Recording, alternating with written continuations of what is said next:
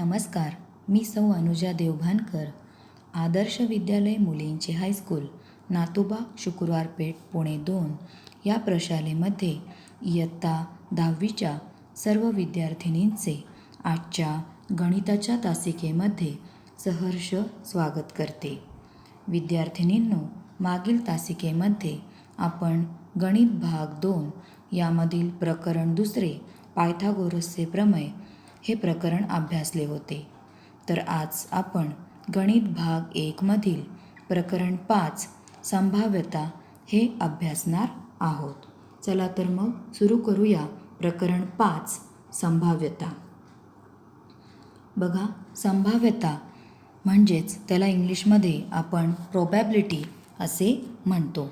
म्हणजे काय, त्यासाठी त्यांनी खाली या ठिकाणी चर्चा करूया. म्हणजे वर्गामध्ये शिक्षक आणि विद्यार्थी यांच्यामध्ये चर्चा झालेली आहे.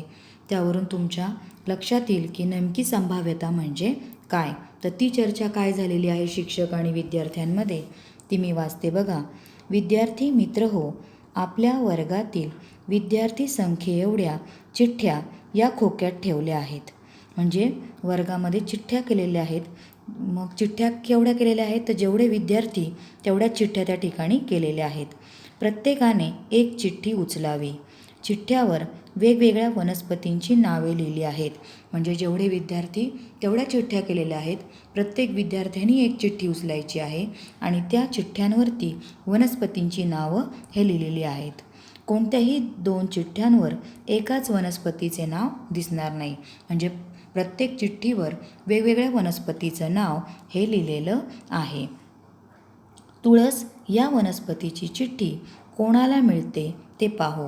म्हणजे वेगवेगळ्या वनस्पतींची नावं या चिठ्ठ्यांवर लिहिलेली आहेत आणि प्रत्येक विद्यार्थ्याला ती चिठ्ठी उचलायला सांगणार आहे.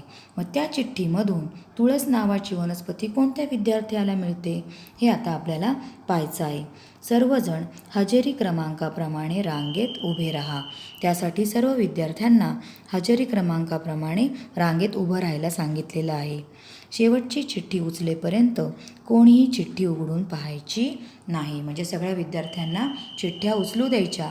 जोपर्यंत शेवटची चिठ्ठी उचलत नाही तोपर्यंत ती चिठ्ठी कोणीही उघडायची नाही.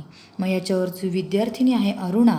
ती काय म्हणते बघा, सर, रांगेत मी पहिल्यांदा आहे, पण मी पहिल्यांदा चिठ्ठी उचलणार नाही, कारण एवढ्या सर्व चिठ्ठ्यातून ती चिठ्ठी मलाच येईल याची शक्यता फार कमी आहे. म्हणजे ती पहिल्यांदाच असल्यामुळे तुळस ही वनस्पतीची चिठ्ठी तिला यायची शक्यता ही फार कमी त्या ठिकाणी असणार आहे.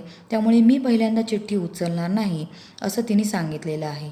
त्यानंतर झरीना, आता अरुणा म्हणजे पहिल्या नंबरला ती आली, कारण तिचं नाव पासून सुरू होतं आहे. आणि झरीना म्हणजेच ती झेडपासून तिचं नाव सुरू होतं आहे. म्हणजे तिचा क्रमांक हा रोल नंबर शेवटी आहे. सर, रांगेत मी सर्वात शेवटी आहे, कारण हे इंग्रजी लेटरमधलं पहिलं अक्षर म्हणून तिचा रोल नंबर हा 1 आहे. तर झरीना ही झेडपासून सुरू होतं तिचं नाव, म्हणजेच ती सगळ्यात शेवटी आहे. मग ती म्हणाली सरांना की सर, मी रांगेत शेवटी आहे, मी शेवटी चिठ्ठी उचलणार नाही, कारण तुळस हे नाव असलेली चिठ्ठी बहुधा मी उचलण्यापूर्वीच उचलली गेली असेल. त्यामुळे तिलासुद्धा तुळस नावाची वनस्पती येण्याची शक्यता खूप कमी असेल, कारण ती शेवटी असल्यामुळे तिच्या आधीच ज्या चिठ्ठ्या उचलल्या जातील त्याच्यामध्येच तुळस ही वनस्पतीची चिठ्ठी बहुधा उचलली जाऊ शकते. म्हणजेच थोडक्यात पहिल्या व शेवटच्या विद्यार्थ्यांना वाटत आहे की त्यांना तुळस हे नाव असलेली चिठ्ठी मिळण्याची शक्यता फार कमी आहे. वरील संवादामध्ये शक्यता कमी किंवा जास्त असण्याचा विचार या ठिकाणी झालेला आपल्याला दिसतो.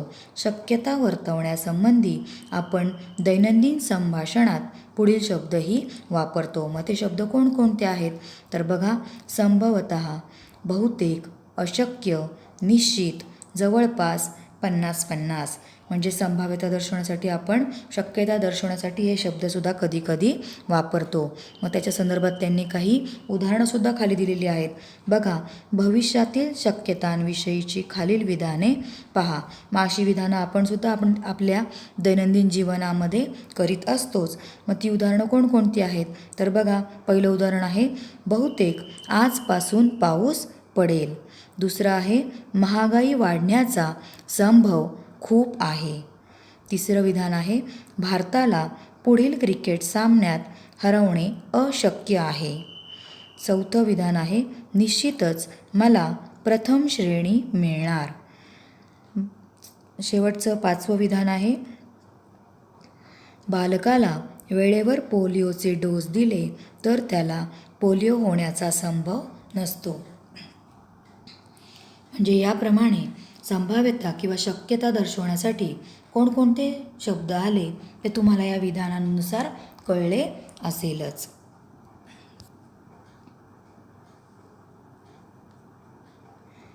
तर बघा, आता पुढच्या पानावरती त्यांनी काय सांगितलेलं आहे, तर सोबत एक चित्र दिलेलं आहे. या चित्रामध्ये क्रिकेटच्या सामन्यासाठी नाणेफेक चालू आहे. तुम्हाला माहिती आहे की बॅटिंग आणि बॉलिंग कोण करणार यासाठी आधी नाणेफेक केली जाते, त्यालाच आपण टॉस असं म्हणतो. मॅच सुरू होण्यापूर्वी जे दोन्ही टीमचे कप्तान असतात ते आणि त्या ठिकाणी नाणेफेक केली जाते. मग आता नाणेफेक चालू आहे, तर त्यामध्ये कोणकोणत्या शक्यता आहेत. तुम्हाला माहिती आहे की नाण्याला या 2 बाजू असतात, खाली त्यांनी चित्रामध्ये दाखवल्याच आहेत. त्या 2 बाजू त्यांना काय म्हणतात हे सुद्धा तुम्हाला माहिती आहे. त्या 2 बाजू म्हणजे छापा आणि काटा. मग त्या ठिकाणी त्यांनी शक्यता विचारलेल्या आहेत. मग त्या शक्यता आहेत छापा किंवा काटा. म्हणजेच नाणेफेकीची त्यांनी चौकटीत विचारलेलं आहे किती फलिते असतात. मग अर्थातच नाणेफेकीची आपल्याला 2 फलितं मिळणार आहेत. म्हणजेच 2 निष्पत्ती त्या ठिकाणी मिळणार आहेत. त्या आहेत छापा आणि काटा. म्हणजे तिथे त्या चौकटीमध्ये 2 फलिते असतात असं उत्तर त्या ठिकाणी येणार आहे. आणि त्यांनी खाली 2-3 कृतीसुद्धा सांगितलेल्या आहेत. त्या कृती काय आहेत ते सुद्धा आपण बघूयात. एक नाणे वर्गातील प्रत्येकाने एकदा फेकून पहा, तुम्हाला काय आढळते. म्हणजे आता वर्गामध्ये ही कृती करायला सांगितलेली आहे. प्रत्येक विद्यार्थ्याला एक नाणं प्रत्येकाला फेकायला लावलेलं आहे. तर प्रत्येकाने नाणं फेकलं तर प्रत्येक वेळेस छापा किंवा काटा येईल असंच आहे का? नाही. तर कोणाकोणाला छापा मिळेल किंवा कोणाकोणाला काटा मिळेल. मग तिथं विद्यार्थी संख्या शक्यता सांगितलेली आहे की छापा किती विद्यार्थ्यांना मिळालेला आहे नाणं फेकल्यावर, आणि काटा हा सुद्धा किती विद्यार्थ्यांना मिळालेला आहे ती संख्या त्या ठिकाणी लिहायची आहे.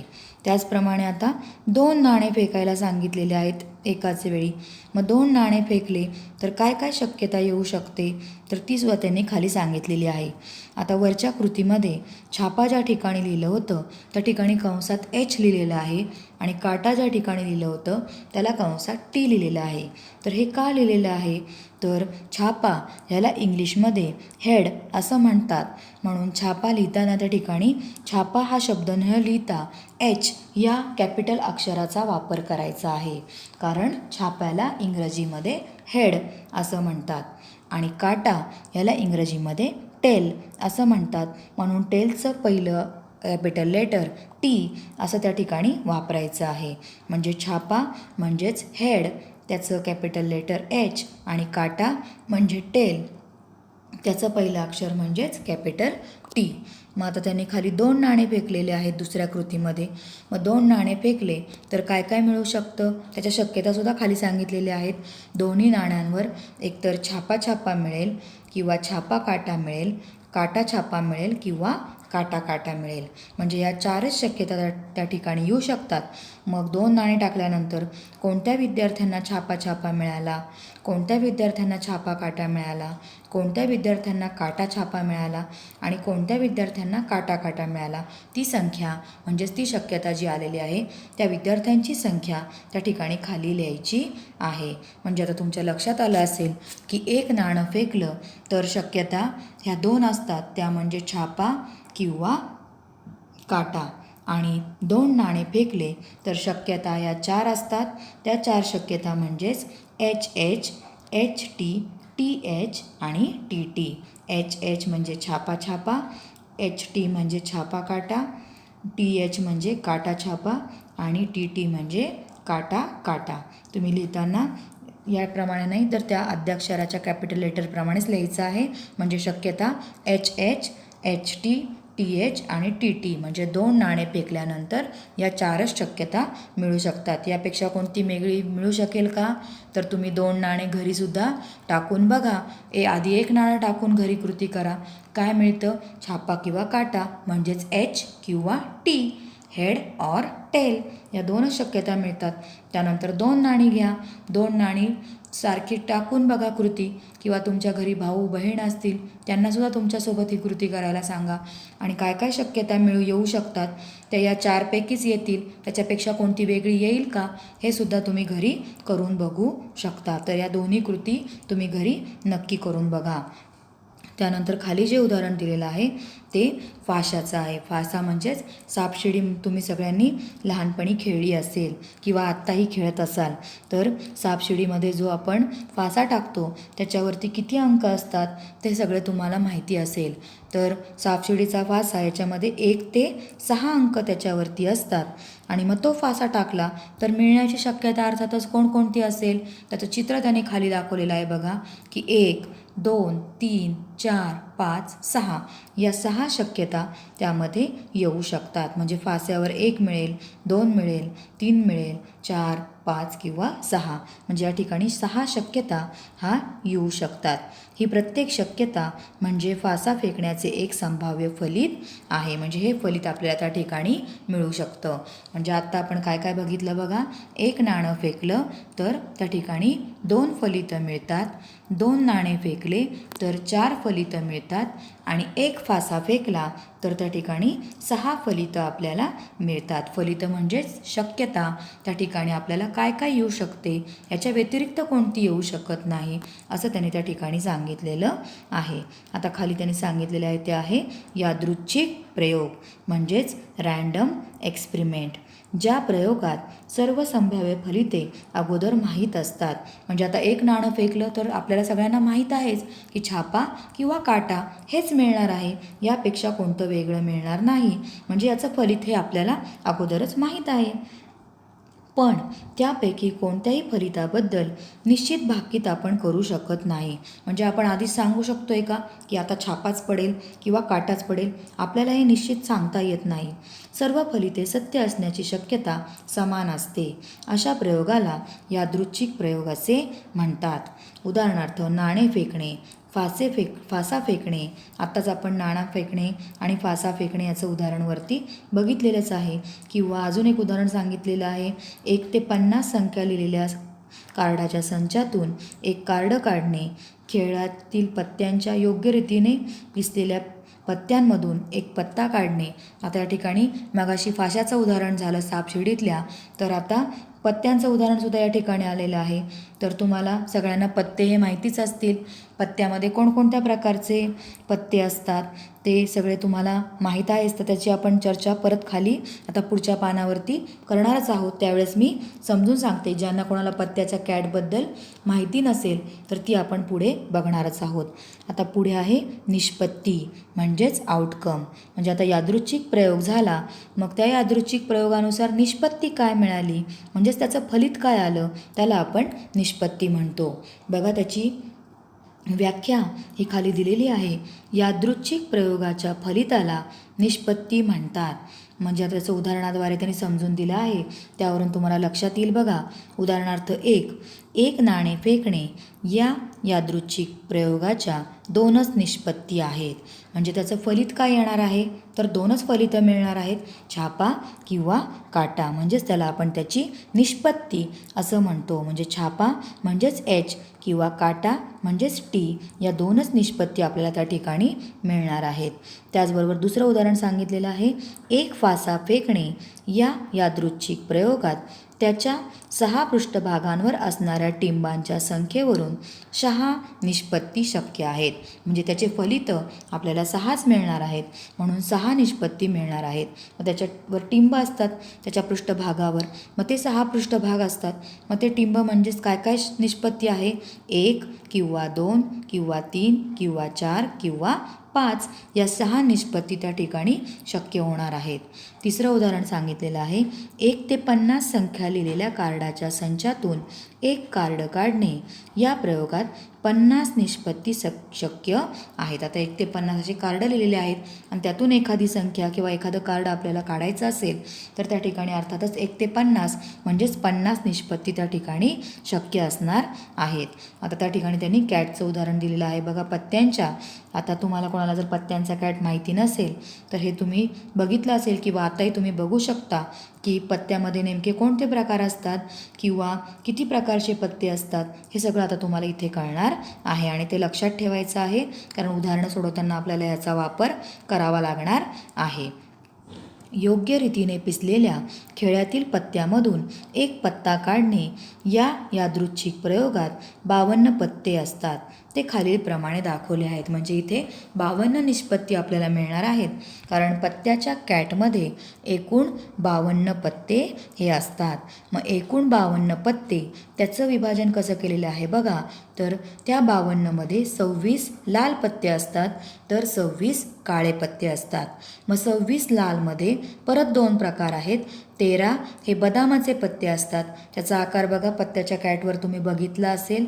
त्यानंतर 13 हे चौकटचे पत्ते असतात. त्याचबरोबर 26 काळे पत्ते त्याचं विभाजन 13 हे किलवरचे पत्ते असतात तर 13 हे इस्पिकचे पत्ते असतात. म्हणजे 13 13 13 13 असे एकूण 52 म्हणजे 13 प्रकारची प्रत्येक पानं असतात आणि त्यामध्ये 4 प्रकार येतात. 2 लाल आणि 2 काळे असे मिळून एकूण 4 प्रकार त्याच्यामध्ये होतात. लाल प्रकारचे पत्ते 2 आहेत. त्यांची नाव आहेत बदाम आणि चौकट आणि जे काळे पत्ते आहेत त्यांची नावं आहेत किलवर आणि इस्पिक आणि हे प्रत्येकी 13 आहेत. 13 52 म्हणजेच पत्त्याच्या कॅटमध्ये एकूण 52 पत्ते असतात. मग हे 13 पत्ते जे प्रत्येक आहेत कॅटमध्ये प्रत्येक प्रकारच्यामध्ये मग ते 13 पत्ते म्हणजे नेमकं काय काय आहे तर तुम्ही पत्तेचा कॅट बघितला असेल किंवा नसेल तर तुम्हाला सांगते की 13 जे पत्ते असतात त्यामध्ये 1 ते 10 पत्ते हे अंकांनुसार असतात. म्हणजे त्याला आपण एक्का दुर्री तिर्री चौका पंजी छक्की सत्ती अठ्ठी नववी दस्सी असं त्याला त्या ठिकाणी आपण म्हणतो. आणि हे 10 पानं झाले अंकांप्रमाणे आणि एकूण 13 असतात. मग उरले 10 गेले म्हणजेच उरले त्या ठिकाणी 3 पत्ते. मग हे 3 पत्ते कोणकोणते असतात तर ते असतात गुलाम राणी आणि राजा. म्हणजे बघा हे 3 मिळून एकूण 13 पत्ते झाले. म्हणजेच असे बदामचे 13 त्यानंतर चौकटचे 13 हे झाले लाल एकूण 26. त्याचप्रमाणे असेच इस्पिकचे 13 आणि किलवरचे 13 असतात. मग एकूण राजा किती होणार आहेत तर बदामचा राजा चौकटचा राजा इस्पिकचा राजा आणि किलवरचा राजा म्हणजे 4 राजे. याचप्रमाणे 4 राण्या आणि 4 गुलाम असं त्यांच्यामध्ये विविधता त्या पत्त्यांच्या कॅटमध्ये आहे. आणि ह्या राणी राजा आणि गुलाम ह्या पत्त्यांना त्यांनी एक विशिष्ट नाव दिलेलं आहे. या पत्त्यांना म्हणतात चित्रयुक्त पाने. बघा राजा राणी आणि गुलाम हे पानं असलेल्या पत्त्यांना चित्रयुक्त पाने असे म्हणतात. मग अशी एकूण किती चित्रयुक्त पानं होतील बरं पत्त्याच्या कॅटमध्ये तर अशी एकूण प्रत्येकाचे 3 म्हणजे बदामचे 3 त्यानंतर चौकटचे 3 किलवरचे 3 आणि इस्पिकचे 3 म्हणजे 3 चौक 12 एकूण 12 पाने हे चित्रयुक्त असणार आहेत. मग त्यातली परत तुम्हाला विचारली की लाल चित्रयुक्त पानं किती असतील. आता चित्रयुक्त लाल पानं जे आहेत लाल ज्या कलरचे पत्ते आहेत ती फक्त 2च आहेत प्रकार ते म्हणजे बदाम आणि चौकट. मग त्यातली चित्रयुक्त म्हणजे फक्त 3 म्हणजे ती होणार आहेत 6. बघा लाल रंगाची चित्रयुक्त पाने किती असणार आहेत 6 म्हणजे बदामची 3 आणि चौकटची 3. तसंच काळे चित्रयुक्त पानं किती असणार आहेत तर तीसुद्धा असणार आहेत 6 म्हणजेच किलवरचा राजा राणी गुलाम आणि इस्पिकचा सुद्धा राजा राणी गुलाम याप्रमाणे 6 पानं ही फक्त काळे चित्रयुक्त असणार आहेत. आणि एकूण जर चित्रयुक्त विचारली तर ती 12 चित्रयुक्त पाने असणार आहेत. आता तुम्हाला पत्त्याच्या कॅटबद्दल निश्चितच समजले असेल की एकूण 52 पत्ते हे पत्त्याच्या कॅटमध्ये असतात. त्याच्यामध्ये 26 लाल आणि 26 काळे असतात. त्याच्यात 13 म्हणजेच बदाम चौकट ही लाल आणि इस्पिक आणि किलवर 13-13 ही काळी असतात. 1 ते 10 ही अंकांनुसार असतात. तर राजा राणी गुलाम ही चित्रयुक्त पाने प्रत्येक प्रकारामध्ये असतात. बघा मग खाली त्याने दिलेलं आहे ते मी वाचते. पत्त्यांच्या कॅटमध्ये चौकट, बदाम, किलवर आणि इस्पिक असे 4 संच असतात. प्रत्येक संचात राजा राणी गुलाम 10, 9, 8, 7, 6, 5, 4, 3, 2 आणि 1 असे 13 पत्ते असतात. राजा राणी गुलाम यांना चित्रयुक्त पत्ते म्हणतात. प्रत्येक कॅटमध्ये राजाच्या चित्राचे 4, राणीच्या चित्राचे 4 आणि गुलामाच्या चित्राचे 4 असे 12 चित्रयुक्त पत्ते असतात. म्हणजे आता तुम्हाला पत्त्याच्या कॅटबद्दल निश्चितच समजले असेल. पुढं त्यांनी सांगितलेलं आहे समसंभाव्य निष्पत्ती, इक्वॅलिटी लाईकली आउटकम्स. म्हणजे त्या ठिकाणी काय येऊ शकतं आउटकम, त्याची निष्पत्ती काय होऊ शकते, ती समसंभाव्य म्हणजेच काय ते आता आपण खाली बघूया. जर आपण एक फासा फेकला तर फाशाच्या वरच्या पृष्ठभागावर 1, 2, 3, 4, 5, 6 यापैकी एक संख्या मिळण्याची शक्यता समान असते. अर्थातच फासा फेकल्यावर 6 पैकी कोणता तरी एकच अंक त्या ठिकाणी येणार आहे. म्हणजेच त्याला समसंभाव्य निष्पत्ती असे म्हणतात. तथापि जर फासा असा असेल की विशिष्ट अंकच वरच्या पृष्ठभागावर वारंवार मिळतो, तो फासा असमतोल असतो. अशा बाबतीत निष्पत्ती समसंभाव्य नसतात. म्हणजे एकच अंक कायम मिळेल, त्याला ती निष्पत्ती समसंभाव्य होणार नाही. यापुढे आपण यादृच्छिक प्रयोगात वापरलेल्या बाबी या समतोल असेच गृहीत धरणार आहोत. म्हणजे सगळ्या या समतोल असणार आहेत ज्या आपण या प्रकरणामध्ये अभ्यासणार आहोत त्या. आता पुढच्या पानावर त्यांनी काय सांगितलेलं आहे ते सुद्धा बघूयात. दिलेल्या निष्पत्तीपैकी कोणतीही निष्पत्ती प्राधान्यक्रमाने मिळत नसेल किंवा सर्व निष्पत्तींची समान शक्यता असेल तर त्या समसंभाव्य निष्पत्ती आहेत असे म्हणतात.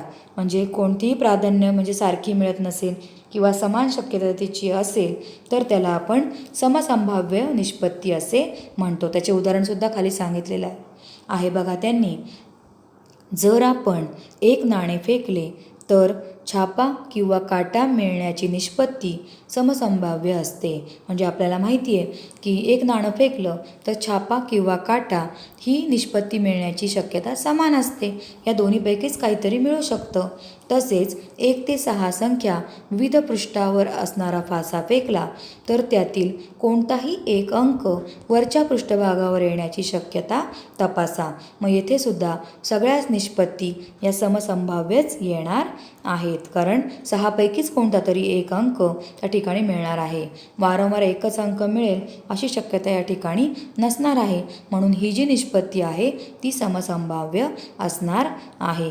मग आता तुम्हाला या ठिकाणी शक्यता त्यानंतर निष्पत्ती म्हणजे काय ते लक्षात आलं असेल. त्याचबरोबर यादृच्छिक प्रयोग म्हणजे काय आणि समसंभाव्य निष्पत्ती म्हणजे काय हे निश्चितच लक्षात आलं असेल. तर त्यावर आधारित जो सराव संच 5.1 आहे तो तुम्ही सर्वांनी स्वाध्याय म्हणून पूर्ण करायचा आहे. बघा स्वाध्याय सराव संच 5.1 याच्यामध्ये फक्त एकच प्रश्न आहे आणि त्यामध्ये 4 त्यांनी उदाहरणं विचारलेली आहेत. मग ती 4 उदाहरणं तुम्ही सोडवायची आहेत. ती मी आता तुम्हाला समजून देते. बघा सराव संच 5.1 तर त्यामध्ये त्यांनी विचारलेला आहे. पहिला प्रश्न, खालील प्रत्येक बाबतीत किती शक्यता आहेत. म्हणजे किती शक्यता त्या ठिकाणी येऊ शकतात तेवढं फक्त तुम्हाला त्या ठिकाणी लिहायचं आहे.